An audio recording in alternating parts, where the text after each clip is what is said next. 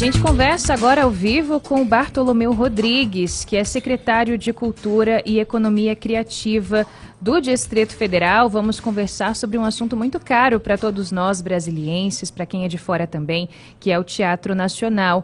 Bartolomeu, bom dia, bem-vindo. Bom dia, Ariane. Bom dia, Diego. Bom dia aos ouvintes que estão assistindo o seu programa aí. É com muito prazer que eu estou aqui, que eu compareço aqui. Estou à disposição. O prazer é nosso em recebê-lo, secretário. Bom, a gente tem, então, um Teatro Nacional que está fechado para reformas desde 2014. Então, é um problema que já se arrasta há bastante tempo aqui no DF. É lamentado por todos nós que passamos por lá, por nós que trazemos também familiares, pelos turistas que aqui chegam. Só que agora, essa semana, parece que a gente teve algumas movimentações no sentido de mudar essa situação. Não é o que está acontecendo, secretário? Na verdade, é bom que se diga, essa movimentação já dura aí 3 anos, exatamente 3 anos. No primeiro ano, quando o governador Ibanez Rocha tomou posse, na primeira gestão, né, que agora ele foi reeleito, né, mas logo que ele tomou posse, foi colocado como prioridade a reforma do Teatro Nacional. E aí foi aí que a gente começou um trabalho. E isso é muito importante que toda a sociedade tome conhecimento. Eu tenho exaustivamente explicado isso. Nós começamos um trabalho de reunir as condições legais e condições possíveis para que a reforma começasse. Não é uma obra simples, envolve uma série de requisitos, inclusive um envolvimento profundo do IPHAN, porque o teatro ele é tombado, ele é patrimônio mundial, patrimônio cultural mundial, então ele é todo tombado, não se move um parafuso ali dentro, Ariane, sem uma discussão prévia. Imagina. Sobre a origem daquilo, enfim. E, na verdade, o teatro, quando ele foi fechado, vamos recapitular. Por que ele foi fechado? Ele foi fechado em 2014, 2013, 2014, na esteira daquele caso da Boate Kiss. Pouca gente sabe disso, lá aquele Olha caso só. que aconteceu no Rio Grande do Sul. Naquele momento houve uma orientação geral do Ministério Público para que todas as casas de espetáculos do Brasil passassem por uma revisão. Naquele momento, quando foi feita uma inspeção no Teatro Nacional, estava todo reprovado, essa que é a verdade, todo reprovado, como continua. Se você entrar no Teatro Nacional lá dentro agora, Ariane e Diego, vocês até se surpreendem, ele está assim, você acha até que está pronto para funcionar, está limpinho, a gente tem mantido muito em ordem o teatro, mas acontece que ele está todo errado, ele não obedece a nenhuma regra moderna, atual, de acessibilidade. Por exemplo, secretário, saídas, é isso? Saídas de emergência? Saídas, as próprias cadeiras, veja só, todas as poltronas do Teatro Nacional, todas, quando eu digo todas, são todas mesmo, estão condenadas, elas são altamente inflamáveis, é um milagre que não tenha acontecido ao longo desse tempo, um desastre ali dentro do teatro. O exemplo da cadeira eu acho mais grave, porque as cadeiras, inclusive, elas são desconfortáveis, ela não atende os requisitos básicos. Por exemplo, se um cadeirante não tem condição de assistir um espetáculo lá dentro. E hoje em dia, nós temos legislação específica sobre isso. Então, para você fazer uma reforma que não altere, não pode alterar o plano e o projeto do arquiteto Oscar Niemeyer, que projetou tudo aquilo, e fazer essa adaptação não é uma coisa fácil. Então, mais uma vez, também lembrando, já há 3 governos atrás, acho que foi no governo Agnello, foi encomendado um projeto de reforma. Aí é que começa o nosso problema, foi encomendado um projeto de reforma. Esse projeto houve um processo de licitação e quem ganhou foi uma empresa do Rio Grande do Sul, uma empresa idônea, uma empresa, inclusive, com um portfólio bem importante sobre reformas de equipamentos culturais tombados. Só que o seguinte, quando nós assumimos, nós fomos atrás desse projeto. Onde estava o projeto? De que forma estava o projeto? Então nós nos deparamos com uma desorganização muito grande. É nesse ponto aqui, não é que eu queira apontar o dedo passado, nem imputar responsabilidades, mas o fato é que nós tivemos que começar praticamente do zero. E não é fácil essa tarefa. Nós passamos Diego, quase um ano somente para atualização das plantas, mais de 400 plantas para a sala Martins, para uma única sala, porque tem planta para tudo.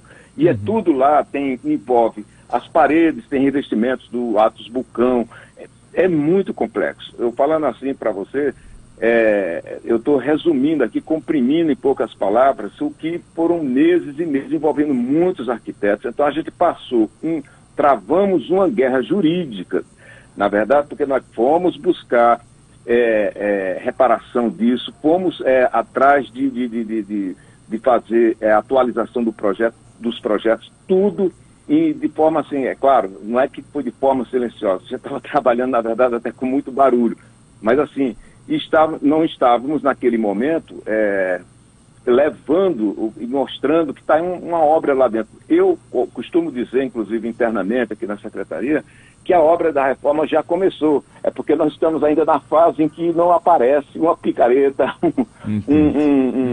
um marceneiro lá dentro trabalhando, nenhum trabalhador de obra, nem pessoas com capacete ainda lá dentro, sabe? Mas esse processo já começou. Então, essa novela, vencemos essas etapas todas, e isso é uma vitória muito grande, vencemos essas etapas, e agora estamos na etapa, eu diria, finalíssima. Por quê? Porque já foi feito um edital, já foi lançado um edital, isso foi divulgado, inclusive.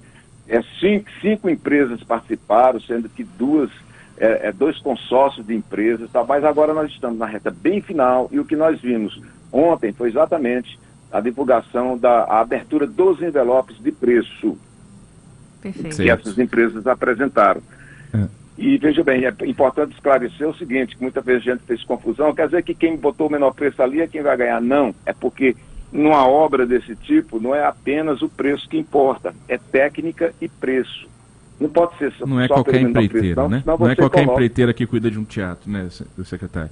Exatamente. Senão você coloca uma empresa que não está qualificada para fazer uma reforma tão sensível e tão, digamos assim, delicada, né, como essa, né? Secretário... Então, esse é o resumo da história. Claro, obrigado por isso.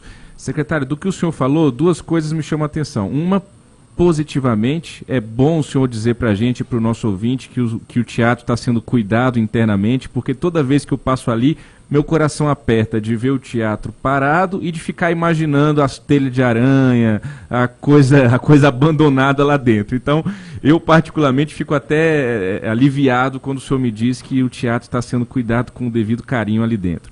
A outra coisa que nos surpreende negativamente para o nosso ouvinte, que é isso, essa coisa de começa num governo, vira o governo, tem que começar do zero, né? A gente em Brasília tem um histórico disso, da nossa política, que é uma tristeza. Eu recordo para o nosso ouvinte, para o senhor, que é nosso colega jornalista, que com certeza se lembra também, que eram as mudanças de cores do BRB a cada mudança de governo, né? Cada governador que chegava queria botar uma cor diferente no BRB, isso custava milhões, isso era um capricho ali eleitoral. Os uniformes escolares. Então, assim, é uma tristeza. A gente faz esse discurso de fim de reeleição e tem que ser feito, mas em algum momento a gente vai ter que ter a maturidade para pensar nisso, né? Eu quero crer, o senhor usou a expressão desorganização, secretário, eu quero crer, melhor que tenha sido uma desorganização do governo anterior do que uma sabotagem, do que deixa eu deixar isso aqui, deixa que o Ibanez se vira quando ele ganhar essa eleição.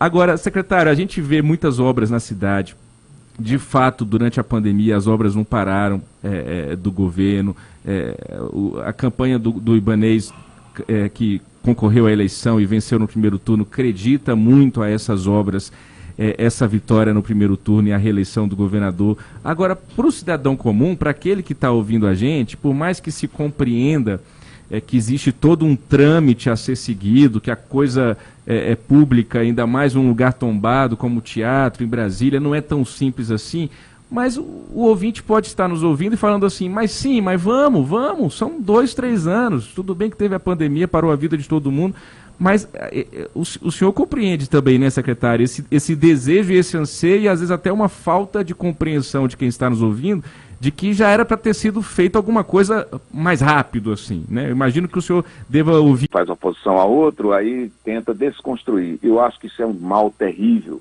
porque, e eu vou dar aqui, me permita, Um exemplo que nós temos dentro da Secretaria de Cultura.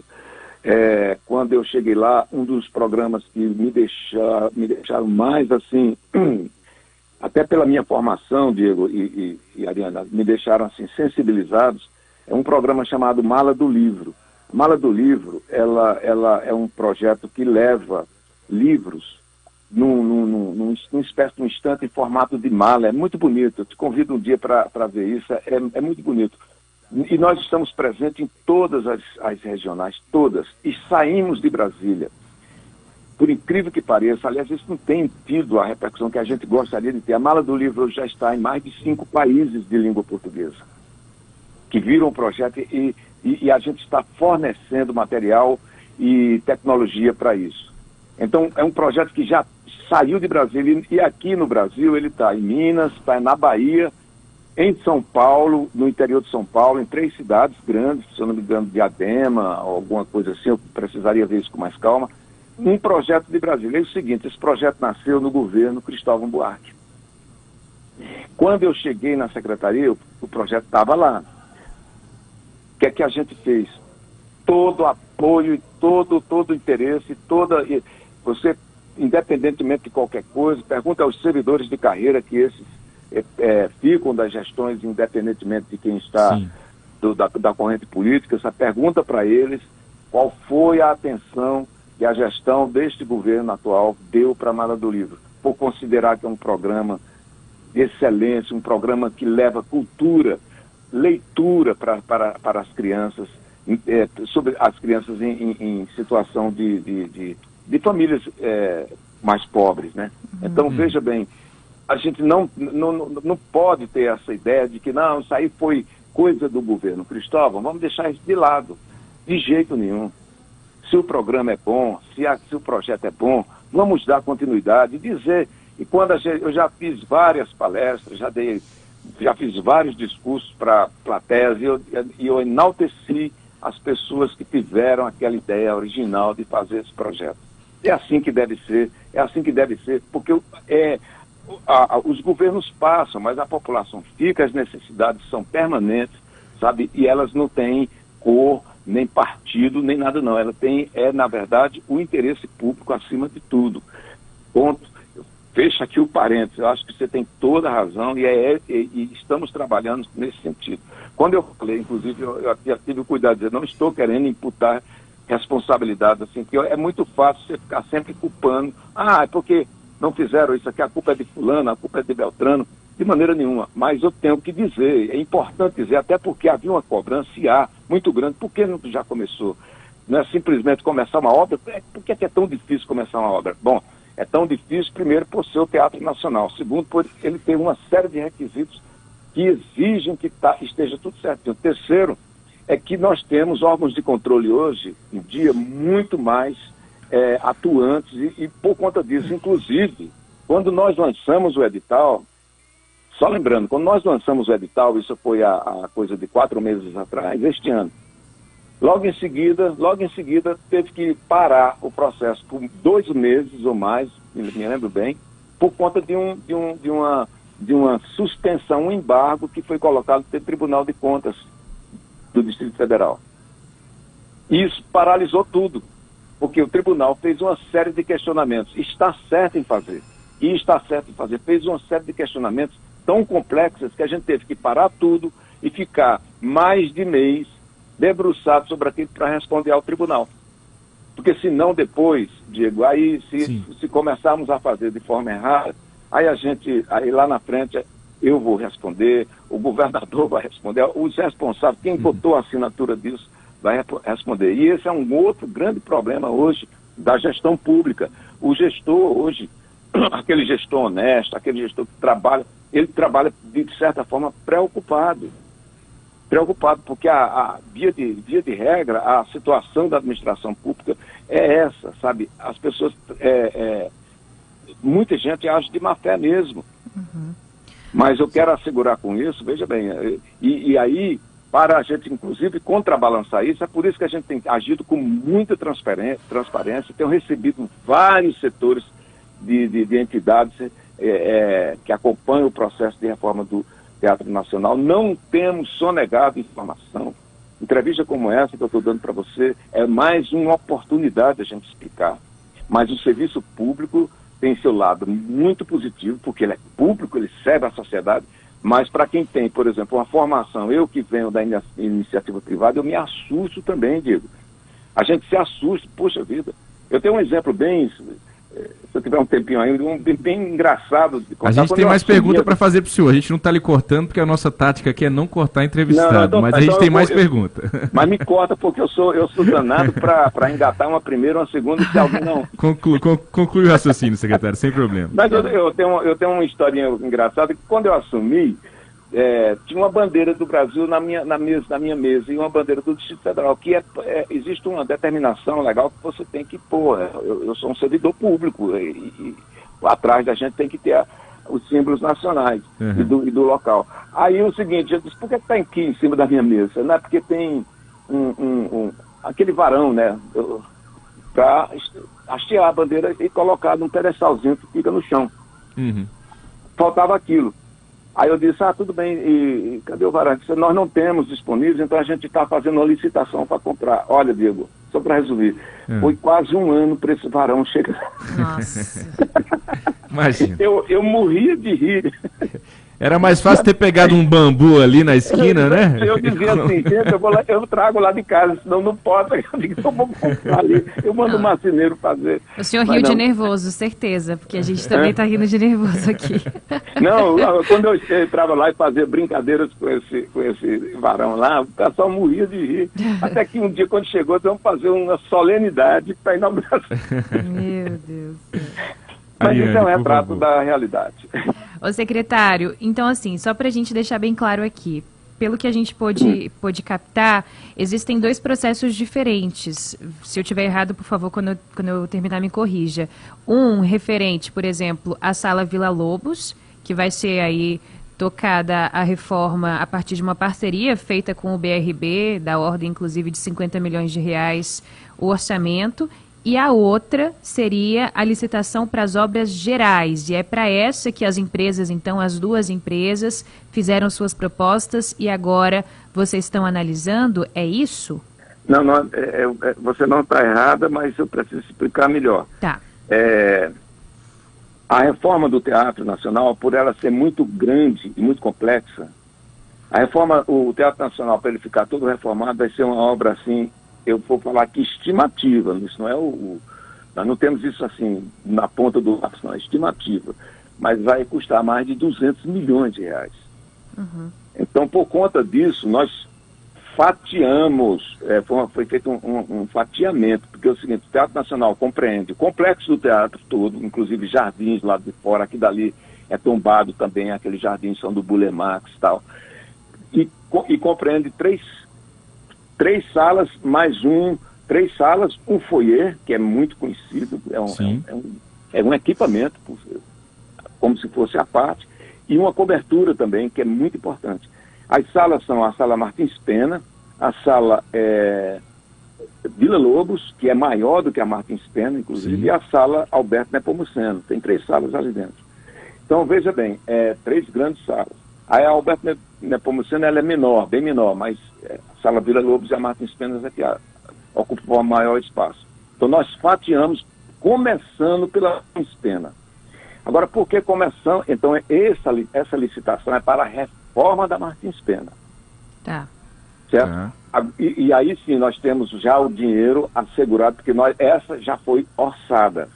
Quando a gente lançou a licitação, a gente é obrigado a colocar o orçamento da obra. E o orçamento da obra ficou em torno de 55 milhões de reais. Para mais ou para menos, a gente vai, o andar da carruagem é que vai nos dizer. Mas esse foi o custo orçado. Nesse sentido, o governador Ibanez Rocha colocou, ele foi numa reunião nossa, ele disponibilizou o recurso, já está, inclusive, nos cofres da Secretaria, pronto para fazer os repasses. Ponto, certo? A Sala Vila Lobos, não é que ela vai custar 50 milhões. Nós assinamos um memorando de intenções com o BRB, ele se comprometendo a disponibilizar até 100 milhões de reais nos próximos 5 anos para projetos culturais. Dentre eles, a Sala Vila Lobos. Se você me perguntar, e quanto vai ser a reforma? Se a Alberto Nepomuceno foi, aliás, se a Martins Pena foi 55 milhões, quanto vai ser a Vila Lobos? Não sabemos ainda. Esse trabalho é exatamente o que nós vamos fazer agora, porque é o seguinte, como a obra está fatiada, enquanto uma está tocando, que não são obras simples, eu te falei, aí nós vamos nos debruçar sobre as outras e vamos ver de que forma é isso que a gente vai, a partir de agora, discutir de que forma o BRB vai participar. Isso que eu ia perguntar, o BRB vai ter o nome também do teatro? Não, isso não implica, o teatro é tombado, né? Ali não se pode mexer em nada. Sabe, então é o seguinte, aí nós vamos ver de que forma o BRB vai participar, de que forma, inclusive, outras instituições podem participar, privadas. A gente está aberto, inclusive, a isso, nós não estamos fechados. Então, mas é aquela história, Diego, olha, o que é que a gente aposta muito? Quando a obra começar, não tem volta. Você está entendendo? A gente acha que é o seguinte, e acreditamos piamente nisso, que não vai assim, e eu tenho certeza absoluta, sabe, o governador tem manifestado isso reiteradamente, uma vez começando, vamos até o fim. Mas agora vamos por etapa, sabe, como foi planejada a reforma do teatro. Então, por etapa, parte por parte, até, e também porque, olha, nós não estamos falando, mas haverá um momento, e já antecipo, que nós iremos discutir obras que não são obras que aparecem, que são as obras de infraestrutura. O teatro, aí independentemente dele estar fechado há quase 10 anos, mas o teatro, ele já vem sofrendo uma degradação com o tempo, porque ele foi feito nos anos de 1960. Sim. Então tem toda uma parte elétrica ali, né, imagino eu. Ele já sofre problemas estruturais que precisam ser corrigidos. Sim. Então, veja bem, a gente é uma obra muito grande e, aliás, eu fico impressionado, Diego, se você quiser, Ariane, quiser um dia, por favor, me avise que eu levo vocês lá para ver. E é uma obra que a gente pensa, eu vejo o Teatro Nacional, passo todo dia ali, e mesmo quando eu vou lá, a gente vê o teatro, é grande, tal, mas por dentro ele parece ser maior, você tem uma sensação muito estranha, tudo é muito grande. Secretário. Eu entrei lá nos meandros do teatro, em local lá, que eu sinto assim, meu Deus, isso é um labirinto, né? É um labirinto, é cimento demais, é muito concreto. Secretário, a gente está com o nosso tempo estourando. Eu vou fazer uma última pergunta ao senhor. O senhor é jornalista como nós, a gente gosta de caos. Eu vou contar um caos para o senhor e para o nosso ouvinte. Em 2009, eu estava acompanhando, fazendo a cobertura de uma das centenas de inaugurações que o então governador José Roberto Arruda fazia daqueles postos comunitários de segurança, aqueles caixotinhos verdes que ele inventou aí pela cidade toda. E a gente estava no sol nascente, no pôr do sol, inaugurando um lá. E um pessoal atrás começou a fazer protesto. Governador, não sei o quê. Os seguranças mandaram esses populares lá, os moradores, calarem a boca, e o Arruda brigou com os seguranças e disse, não, venham aqui. Chamou os camaradas lá na frente e falou, o que vocês querem? A gente quer a rua aqui, governador, aqui tá a promessa de que vai ser asfaltado, e não asfaltou ainda. E o Arruda me chama, Márcio Machado, vem cá, Márcio Machado, então secretário de Obras do Distrito Federal, depois viria a ser afastado por denúncias ali de desvios, o próprio governador viria a ser preso no escândalo da Caixa de Pandora de 2009, mas eu conto esse caso porque ele chamou o secretário e falou, secretário, quando que vai ficar pronto essa rua aqui para essas pessoas que estão reclamando? E o secretário, não, governador, veja bem, ele, não, o senhor vai sair daqui agora só depois que o senhor disser quando vai ficar pronta essa rua. Então eu vou ser hoje aqui como se fosse o governador Arruda lá de 2009. Secretário, quando vai ficar pronto o Teatro Nacional? Olha, eu posso te garantir uma coisa, não vai ser uma obra simples, não será, não vamos enganar, não vai ser uma obra toque de caixa não, ela é muito cuidadosa, certo? Então, mas o que eu posso dizer é o seguinte, ao longo da próxima gestão do governador Ibanez Rocha, inaugura, reabre, certo? Agora, se você me disser 2 anos, olha, 2 anos é um tempo que eu considero assim razoável, mas um pouco apertado. Tá. Vocês vão esperar ficar tudo pronto para inaugurar tudo junto, é isso? Exatamente. Não, tá. eu acredito, talvez haja, desde tudo isso aí é especulação. Digo, é uma boa especulação, sabe? Tem alguns problemas que surgem na minha frente. Quando surge problema do tipo assim, a gente já está pronto. Eu digo, isso é o tipo do problema bom, sabe? Então, esse é o tipo do problema bom, porque eu acredito que quando a Sala Martins Pena estiver pronta, e aí nessa fase, muita gente vai se empolgar e dizer, não, vamos interditar uma parte do teatro e já começar a funcionar. Quem sabe? É uma boa ideia. Mas se nós tivermos, e se nós tivermos naquele momento também já avançando bastante na Vila Lobos, e eu estiver no governo, eu mesmo vou ser defensor de dizer, gente, vamos fazer tudo de uma vez. Sabe que a gente faz uma festa mais bonita. Mas quem sabe, da mesma forma que foi fatiado o início das obras, também possa ser fatiada essa inauguração. Inaugura-se uma parte, inaugura-se outra. Eu mesmo quero dar um ar solene, gostaria muito, não sei se o governador vai topar. No dia que nós colocarmos o tapume ali em torno do Teatro Nacional, se o governador não topar, mas vocês vão ver um secretário maluco, aí vão dizer, tem um secretário doido correndo na rua, que eu vou dar pulos de alegria aí, sabe? Ai, nós vamos também, com certeza. Eu vou fazer a minha festa particular, eu vou fazer, pode ter certeza. Nós vamos estar lá. A gente vai acompanhar. Secretário, esse foi o secretário Bartolomeu Rodrigues, de Cultura e Economia Criativa daqui do DF. Muito obrigada pela sua disponibilidade. Estenda também o agradecimento à sua assessoria, que prontamente nos atendeu, a assessoria da Secretaria. As portas aqui da Nova Brasil estão sempre abertas. Eu que agradeço, eu sou ouvinte de vocês, viu? E também estamos de portas abertas. Só peço desculpa aí pela minha informalidade, mas eu acho que isso é um bate-papo bem legal, acho que a população entende. É assim que tem que ser, secretário. Obrigado, tá? Nada, um grande abraço. Até uma próxima oportunidade.